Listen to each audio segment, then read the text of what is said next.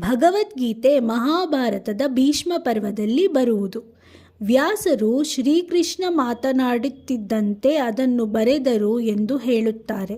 ಭಗವದ್ಗೀತೆ ಸುಮಾರು 700 ಶ್ಲೋಕಗಳನ್ನು ಒಳಗೊಂಡಿದೆ. ಹಿಂದೂಗಳೆಲ್ಲರಿಗೂ ಪರಮ ಪವಿತ್ರವಾದ ಗ್ರಂಥವಾಗಿದೆ. ಎಲ್ಲ ಆಚಾರ್ಯರು ಇದರ ಮೇಲೆ ಭಾಷ್ಯವನ್ನು ಬರೆದಿದ್ದಾರೆ.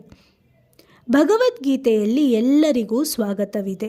ಸಾಂಖ್ಯ, ಯೋಗ, ದ್ವೈತ, ವಿಶಿಷ್ಟಾದ್ವೈತ, ಅದ್ವೈತ, ಜ್ಞಾನ, ಕರ್ಮ, ಭಕ್ತಿ ಎಲ್ಲವೂ ಇಲ್ಲಿ ಮಿಲನವಾಗಿದೆ. ಇದು ಹಿಂದೂ ಧರ್ಮಕ್ಕೆ ಮಾತ್ರ ಅನ್ವಯಿಸುವ ಗ್ರಂಥವಲ್ಲ. ಎಲ್ಲೆಲ್ಲಿ ವಿಭೂತಿ ಪುರುಷರು ಇರುವರೋ ಅವರು ಯಾವ ಕೋಮಿಗೆ ಸೇರಿರಲಿಲ್ಲ, ದೇಶಕ್ಕೆ ಸೇರಿರಲಿಲ್ಲ. ಅಲ್ಲೆಲ್ಲ ನಾನೇ ಇರುವೆನು ಎನ್ನುತ್ತಾನೆ ಶ್ರೀಕೃಷ್ಣ. ಭಗವದ್ಗೀತೆ ಎಲ್ಲ ಕಾಲಕ್ಕೆ, ದೇಶಕ್ಕೆ, ಧರ್ಮಕ್ಕೆ ಅನ್ವಯಿಸುವ ಧರ್ಮ ಗ್ರಂಥ.